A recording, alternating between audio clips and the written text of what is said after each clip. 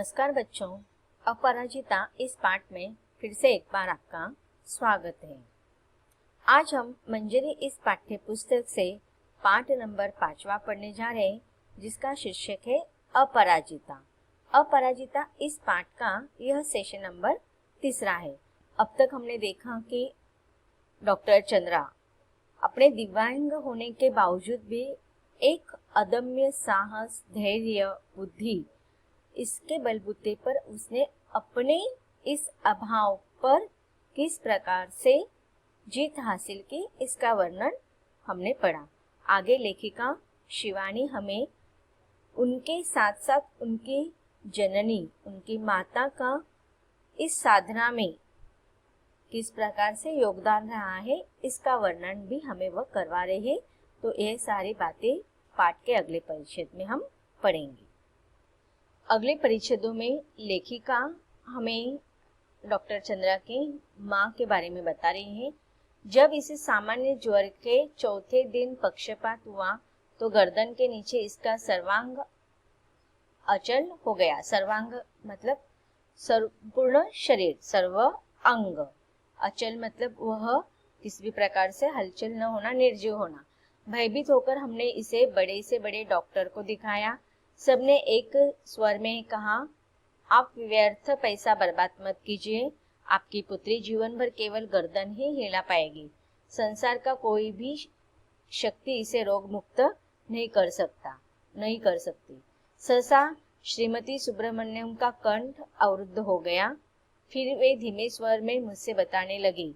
अब देखिए यहाँ पर डॉक्टर चंद्रा, इनकी माँ श्रीमती सुब्रमण्यम अपनी बेटी के साथ यह दुर्घटना कैसे हुई, उसका वर्णन वहां से लेकर अब तक के उसके जीवन में किस प्रकार से समस्या आई और उनमें किस प्रकार से उन्होंने उनका साथ दिया, इसका वर्णन करें। अब ये सारी बातें बताते समय डॉक्टर चंद्रा की माँ अर्थात श्रीमती सुब्रमण्यम थोड़ी भावुक हो गई। फिर वे धीरे स्वर में मुझसे बताने लगी, अर्थात लेखिका को बताने लगी कि मेरे गर्भ में तब इसका भाई आ गया था। इसके भयानक अभिशाप के बावजूद मैंने कभी विधाता से यह नहीं कहा कि प्रभु इसे उठा लो। अब देखिए यहाँ पर उनकी माँ कहती है कि यह विधाता के द्वारा, ईश्वर के द्वारा मिला हुआ यह मेरी बेटी को बहुत बड़ा शाप था, अभिशाप था। लेकिन कभी भी मैंने ईश्वर को दोष नहीं दिया और कभी भी मैंने ईश्वर को नहीं कहा कि मेरी बेटी को मृत्यु हो जाए, मेरी बेटी जीवित न रहे या उसको उठा लो। इस प्रकार की कभी भी उनके मौत के बारे में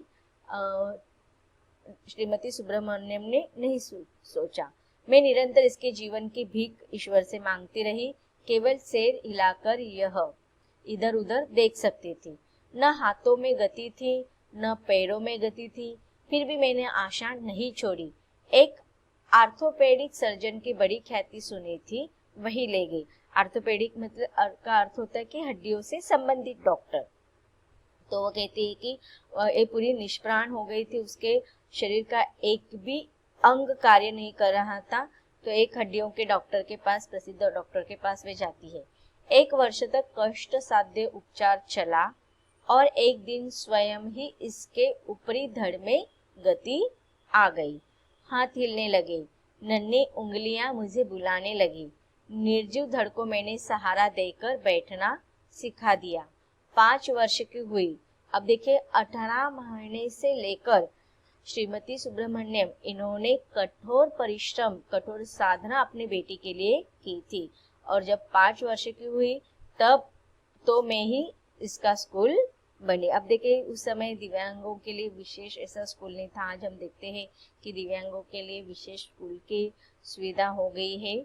मेधावी पुत्री की विलक्षण बुद्धि ने फिर मुझे चमत्कृत कर दिया। सरस्वती स्वयं ही जैसे आकर जुवागर पर बैठ गई थी। बेंगलोर के प्रसिद्ध माउंट कार्मेल में उसे प्रवेश दिलाने में मुझे कॉन्वेंट द्वार पर लगभग धरना ही देना पड़ा। अब लेखिका को बताते समय उनकी माँ कह रही है कि भले ही दिव्यांग हो गई थी, उसका शरीर का एक अंग भी कार्यरत नहीं था, फिर भी सरस्वती माता अर्थात उनको डॉक्टर चंद्रा को बचपन से ही बहुत ही ज्ञान था पढ़ाई से संबंधित ही नहीं, हर चीज में उनकी जिज्ञासा देखकर उनकी माँ विलक्षण बुद्धि से चमत्कृत हो जाती थी और इसीलिए वह उनको पढ़ाना चाहती थी। भले ही शुरुआत में उनको स्कूल में नहीं लिया गया तो वह स्वयं स्कूल की सारी बातें घर में ही उनको पढ़ाती थी। नहीं मिसेस सुब्रमण्यम, मदर ने कहा, हमें आपसे पूरी सहानुभूति है, पर आप ही सोचिए, आपकी पुत्री की व्हीलचेयर कौन पूरे क्लास में घुमाता फिरेगा। अब उसको कॉन्वेंट स्कूल में वो पढ़ाना चाहती थी, लेकिन स्कूल में लेने के लिए उनको मना, डॉक्टर चंद्रा को स्कूल में लेने के लिए मना कर दिया जाता था। हर कोई कारण बता रहे थे। अब उनकी तरफ सहानुभूति तो सब दिखा रहे थे, लेकिन उनको सर्वसामान्य विद्यार्थियों के छात्राओं की तरह कोई भी ट्रीट नहीं करना चाहते थे। आप चिंता न करें मदर, मैं हमेशा उसके साथ रहूंगी। अब ये बातें कौन कह रही है? डॉक्टर चंद्रा की माँ श्रीमती सुब्रमण्यम। वह मदर को भी बहुत कन्विंस करती है और आप चिंता मत करें, मैं हमेशा उसके साथ रहूंगी। और फिर पूरी कक्षाओं में अपंग पुत्री की कुर्सी की परिक्रमा में स्वयं कराती। वे पीरियड दर पीरियड उसके पीछे खड़ी रहती। अब देखिए, वह हर क्षण के लिए भी अपने पुत्री को अपने से विलग नहीं कर रही थी, हर समय उनके साथ रहती थी और उनके इस साधना में उनका साथ दे रही थी, साथ के साथ साथ उनको उनका प्रगति की तरफ बढ़ा रही थी। हर पीरियड में व्हील चेयर पर तो डॉक्टर चित्रा बैठती थी, लेकिन उनकी माँ को उनके चेयर के पीछे कंटिन्यूसली हर पीरियड में खड़ा होना पड़ता था। प्रत्येक परीक्षा में सर्वोच्च स्थान प्राप्त कर चंद्रा ने स्वर्ण पदक जीते। अब देखिए, वह किस तरह से उन्होंने स्कूल में पढ़ाई करना आरंभ किया था, इसका वर्णन यहाँ पर उनकी माँ बता रही है। और इसके बावजूद भी उन्होंने हर परीक्षा में अव्वल दर्जे से वह पास होती थी, हर एग्जाम में वह सर्वोच्च स्थान प्राप्त करती थी और इस प्रकार चंद्रा ने स्वर्ण पदक जीते। बीएससी किया, प्राणी शास्त्र में एमएससी में प्रथम स्थान प्राप्त किया और बेंगलोर के प्रख्यात इंस्टीट्यूट ऑफ साइंस में अपने लिए स्पेशल सीट अर्जित की। केवल अपनी निष्ठा, आप देखिए ये बहुत ही महत्वपूर्ण वाक्य है कि से केवल और केवल डॉक्टर चंद्रा ने अपनी निष्ठा, अपने धैर्य एवं 6 से 5 वर्ष तक प्रोफेसर सेटना के निर्देशन में शोध कार्य भी किया। इसी बीच माता पिता ने पेंसिल्वानिया से व्हील चेयर मंगवा दी, जिसे डॉक्टर चंद्रा स्वयं चलाते हुए पूरी प्रयोगशाला में बड़ी सुगमता से घूम सकती थी। लेदर जैकेट से कठिन जिरह बख्तर में कसी उस हंसमुख लड़की को देख मुझे युद्ध क्षेत्र में डटे राणा सांगा का ही स्मरण हो आता। शत विशत शरीर में असंख्य घाव, आभा मंडित भव्य मुद्रा। अब देखिए, यहाँ पर लेखिका और उसकी माँ का बातचीत वार्तालाप चालू है। तब लेखिका कहती है कि उनकी जननी ने उनको साधना में जो उनको हर स्थान उनकी मदद की है। अगर आज उनकी माँ उस समय हार जाती तो शायद डॉक्टर चंद्रा आगे चलकर अपने जीवन में इतना सारा जो उन्होंने श्रेय हासिल किया था, जो ध्येय हासिल किया था, वह कहीं ना कहीं वो कमजोर हो जाती। लेकिन पेरेंट्स, हमारे भी पेरेंट्स को इस प्रकार से यहाँ पर माता श्रीमती सुब्रमण्यम से सीखने की बात है कि हम हमारे बच्चों को किस प्रकार से निग्लेक्ट करते रहते हैं, किस प्रकार से हम उनको आगे बढ़ने से रोकते रहते हैं। हमें हर चीज पर उनके ध्यान देना है, जिसके वजह से वह इस प्रकार का सर्वश्रेष्ठ स्थान प्राप्त कर सकते हैं। अब यहाँ पर लेखिका कहती है कि उनकी माँ बता रही है कि जब भी वह उस व्हीलचेयर पर अपने बेटी को प्रयोगशाला में घूमते हुए दिखाई देते तो उन्हें राणा सांगा के युद्ध क्षेत्र में जब वो असंख्य घाव के साथ युद्ध कर रहे थे तो वही प्रतिमा उन्हें अपने बेटी के अंदर दिखाई देते कि उसके सामने बहुत सारे शत्रु खड़े थे, बहुत सारी समस्याएं, संकट खड़े थे, लेकिन उसके शरीर पर इतने घाव, इतने जख्म थे, फिर भी उन सबका वो डटकर मुकाबला करते हुए आगे बढ़ रही थी। मैडम, आप तो लिखती है, मेरी ये कविताएं देखिए, कुछ दम है क्या इनमें। अब देखिए, यहाँ पर हमें डॉक्टर चंद्रा के भीतर हर एक गुण दिखाई देते हैं। अब उसके सरस्वती मतलब उनको ज्ञान की देवता उन पर खुश थी, अर्थात वह बहुत ही ज्ञानी थी पढ़ाई में भी और अव्वल स्थान प्राप्त करती थी। लेकिन उनके अंदर और एक हुनर था और वो थी कविताएं लिखने की, और इसका वर्णन यहाँ पर लेखिका कर रही है। मैंने जब ये कविताएं देखी तो आंखें भर आई, जो उदासी उसके चेहरे पर कभी नहीं आने पाई वह अनजाने ही उसकी कविता में झलक आई थी। अब देखिए बहुत सारे लोग ऐसे होते हैं कि उनको लिखने की आदत होती है, वो मुंह पर मतलब लोगों से बताते नहीं, अपने दुखों को वो बताना नहीं चाहते, लेकिन लिखकर वो अपने उन दुखों को भावों को व्यक्त करते हैं। तो यहाँ पर लेखिका यही बताना चाहती है कि भले ही उसने अपने जीवन की उदासी, अपने जीवन के दुख दर्द को कभी भी चेहरे पर नहीं आने दी, लेकिन कविता में उनके उस भाव को उन्होंने पाया। फिर उसने अपनी कढ़ाई बुनाई के सुंदर नमूने दिखाए। अब देखिए कविता लिखती थी, पढ़ाई में अव्वल थी और उसके साथ साथ कढ़ाई बुनाई के सुंदर कार्य भी वह कर रही थी। लड़की के दोनों हाथ जैसे दोनों पैर का ही काम करते हो, निरंतर मशीनी खटखट में चलते रहते। जर्मन भाषा में माता पुत्री दोनों ने मैक्स मुलर भवन से विशेष योग्यता सहित परीक्षा उत्तीर्ण की।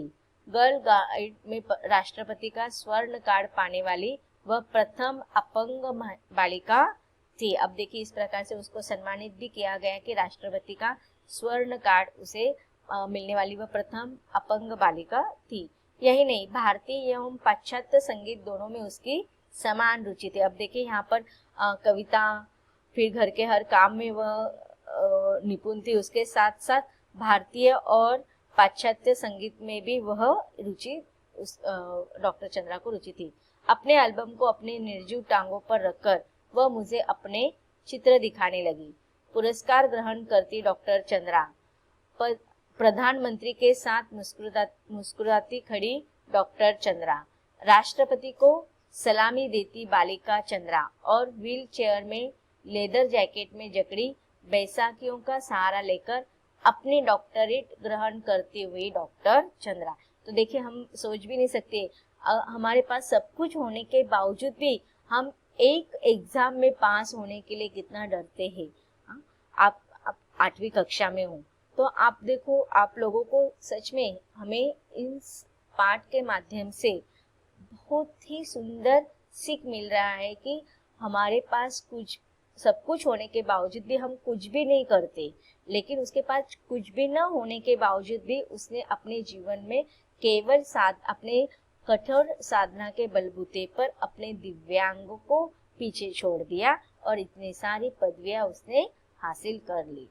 मेरी बड़ी इच्छा थी कि मैं डॉक्टर बनूं। अब देखिए वो बता रही है कि उनको डॉक्टर बनना था, लेकिन वह डॉक्टर नहीं बन पाई। क्योंकि उसका दिव्यांग। मैं अपंग डॉक्टर मेरी वर्गीस के सफल जीवन की कहानी पढ़ चुकी थी।